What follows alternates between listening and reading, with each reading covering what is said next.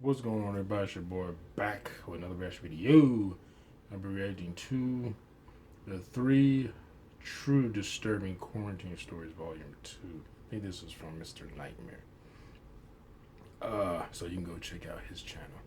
And I'll put a link to the original video in the description so you can go there, show him some love.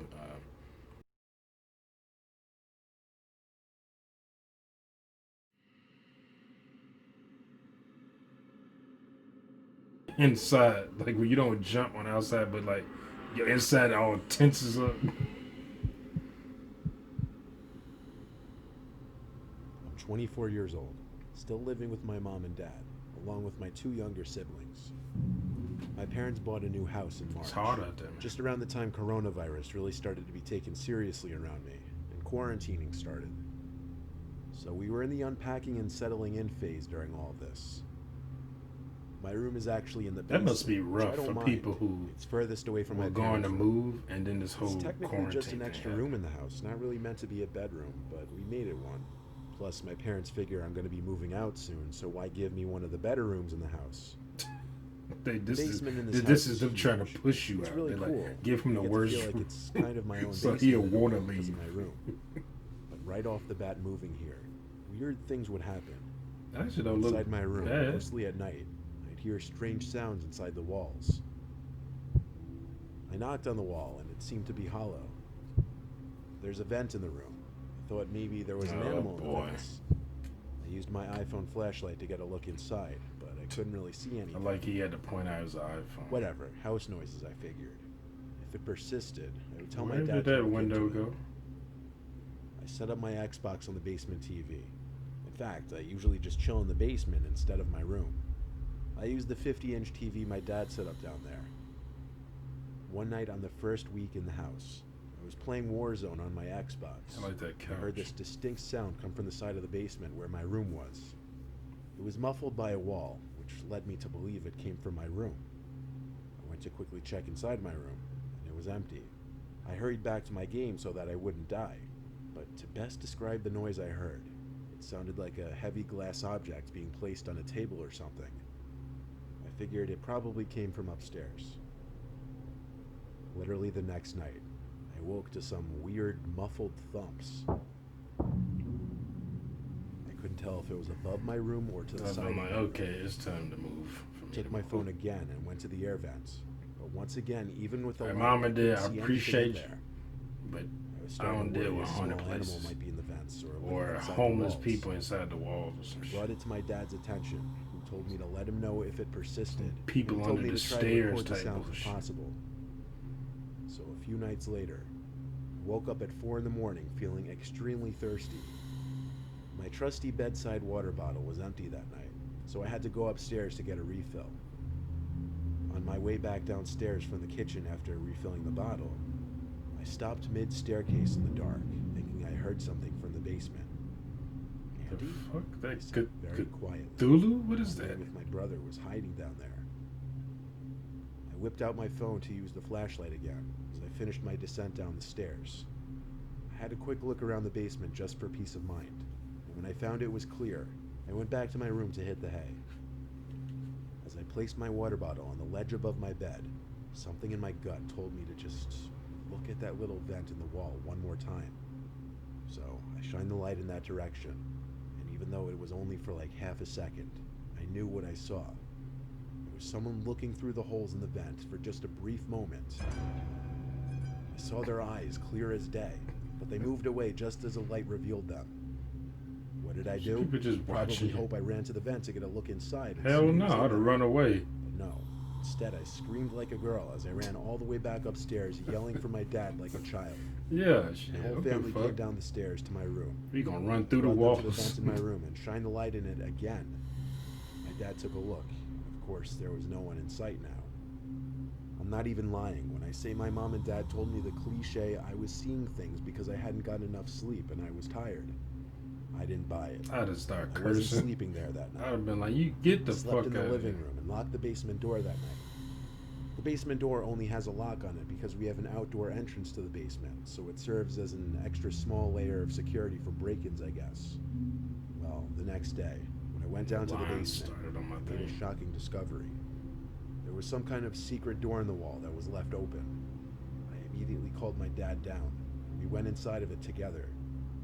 There was a blanket on the floor of this little hidden room, along with a small wooden stool-like thing. And if you walk down this ever so tiny corridor, you'd come to the vent that peers into my room. This discovery would otherwise be cool if it didn't lead to the realization that someone has been living in this room, possibly raiding our kitchen, and possibly watching me in my room as I slept. And jerking I off. think when the person living in the room heard the commotion I made the night before, they figured it was time to bail. I just still fear that they may come back.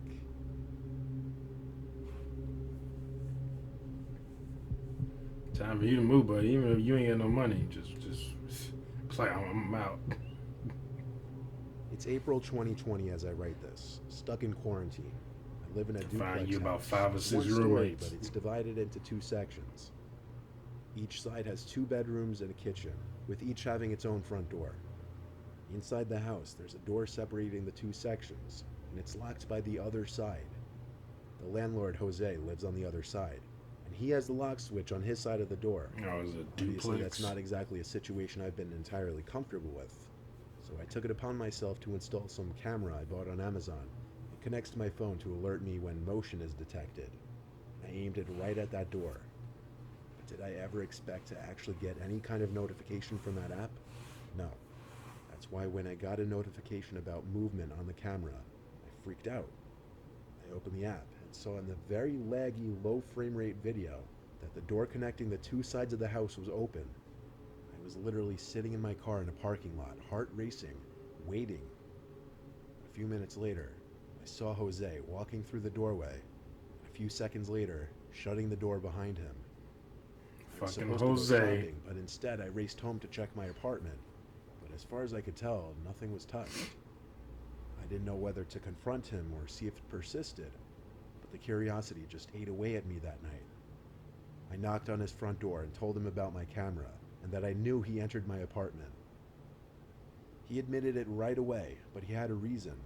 He said he smelt a burning smell that he thought was coming from my side of the house, and he knew I wasn't home, so he had to check if I left the oven on. Given that I couldn't find anything stolen, I had to just say, okay, thanks. I don't believe you. Realistically, it was a viable I don't reason believe for you, him to Jose. come, right? Still, I mean, that yeah, night while I but was in that- bed, I I don't wasn't believe happy Jose. about him just coming into my side of the house. I mean, that's against the law, isn't it? Given that we're both always home now, makes the situation a little more tense. A few days later, Well, I was up really, really late on a Zoom call with my friends. And I got that dreaded notification on my phone that there was movement. I don't think it's against the law I if closed you're my laptop renting, for like a second to go outside my room. because landlords can All of come my to your lights were apartment. off out there, obviously. It was like 3 a.m. They're supposed to notify you. But I was in the living room, and I saw Jose standing in the corner.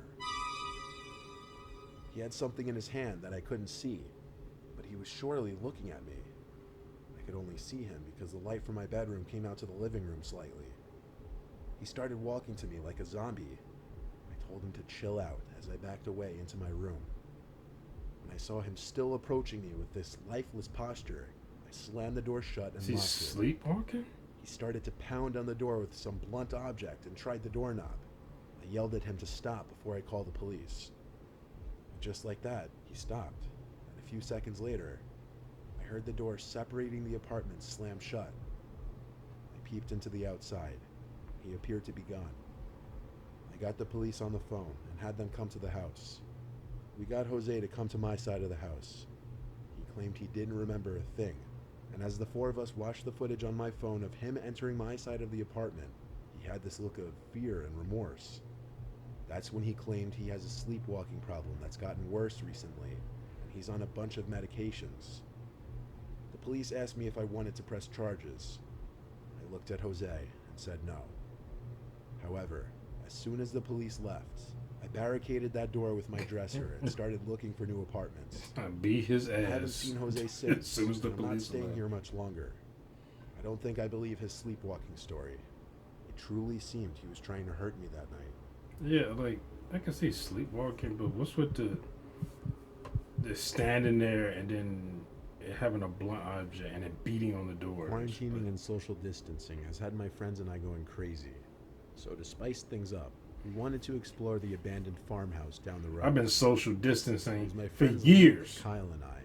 Luke drove us. Stop being a It pussy. was only a 10-minute drive. We pulled up this hilly road onto this enclosed property where this once occupied farm sits. Most people in the area have passed by this place at least once and are aware of its abandonment. Breaking in was easy. Like a video Broke a game window or on the something. ground level and hopped in through there. The place was so old we saw dust particles floating everywhere in the light beams from our flashlights. The most noteworthy things we noticed were the lack of furniture and extremely creaky floors.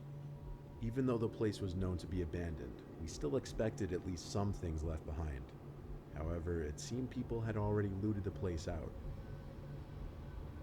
The three of us branched off a bit to different sections of the house to explore, and within a minute, Kyle came tiptoeing back to us and whispered that he heard someone or something in another room. I whispered where, and he pointed.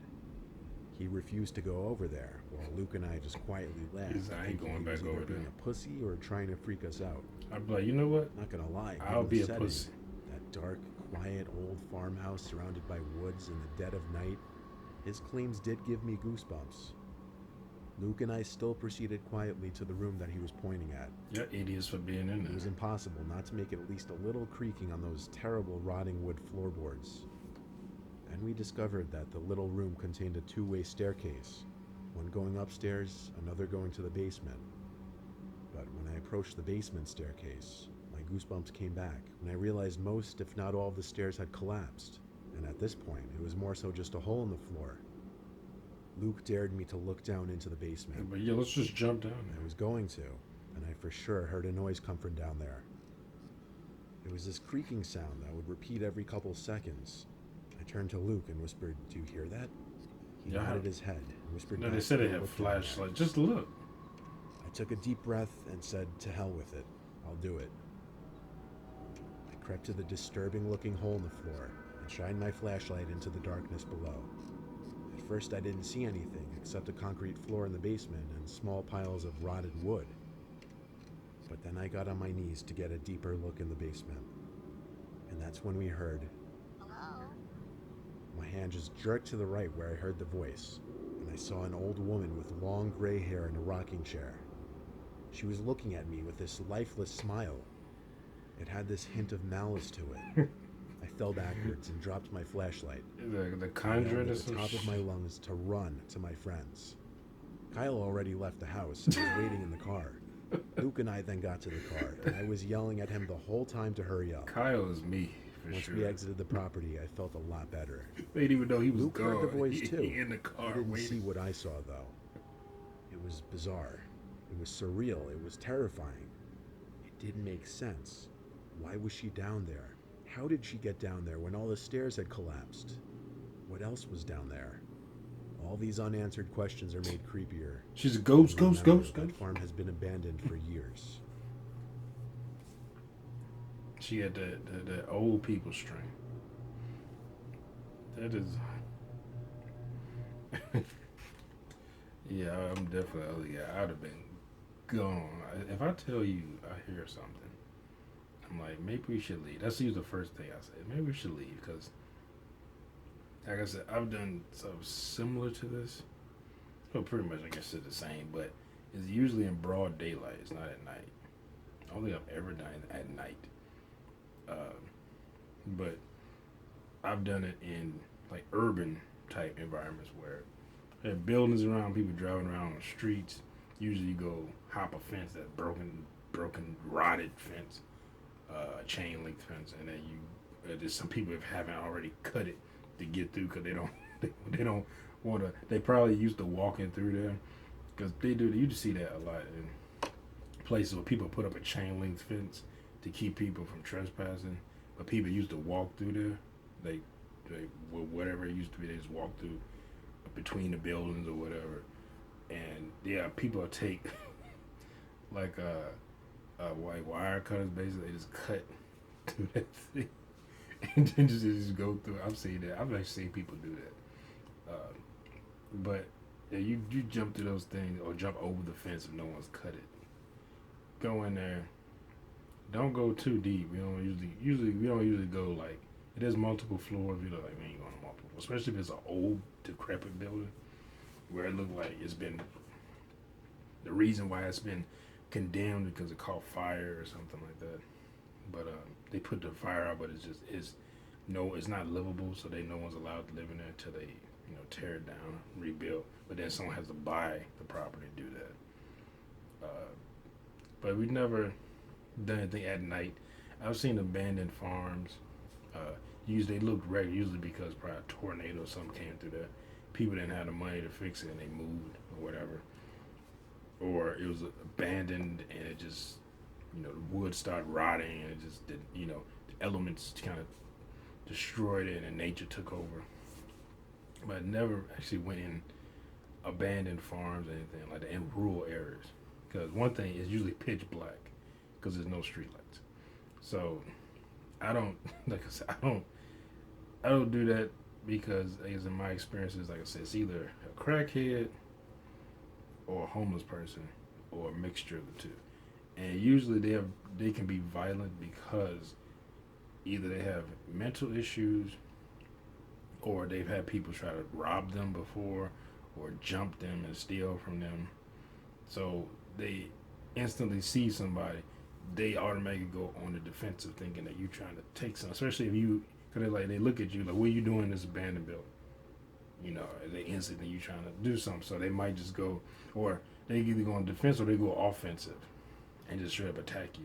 But like I said, they could have mental problems. And so and usually in my experience, it's been like that. It's been a homeless person or a bunch of homeless people in somewhere. I'm like, oh yeah. And I just, like, that happened once where it was actually a bunch of homeless people somewhere in a building on the first floor. And I think there were 2 rooms, if I remember. I only went in one. But then the doors had been ripped off anyway, so you could see in both of them. But one was on the room I went to. I'm trying to remember. I think it was on the right side because light was coming in through some of the breaks in the wood. But the other side was like basically almost like completely dark, so we couldn't really see in there. But we could hear stuff. And I remember in that room, you could see homeless people. Some of them were kind of moving. The other ones like they would just sleep. So I was like, I just left and I told my father, let's just go. Because it's not, one thing, I didn't want to disturb anybody. I wasn't even thinking, because I was a kid, I wasn't even thinking about they might attack us or something like that. But it's just, I felt like I'd be pissed if somebody just walked in my room like that. Like, when my dad walks in my room, I'm like, when I was a kid, they would just walk in there and just start talking to me. I'm like, or something like that. I'm like, Dad, I don't feel like talking for 4 hours or listening to you talk for 3 to 4 hours. My dad talked. Like, he just talked and talked and talked and talked and talked about just random shit for hours. And you'd be sitting in the living room, he'd be talking.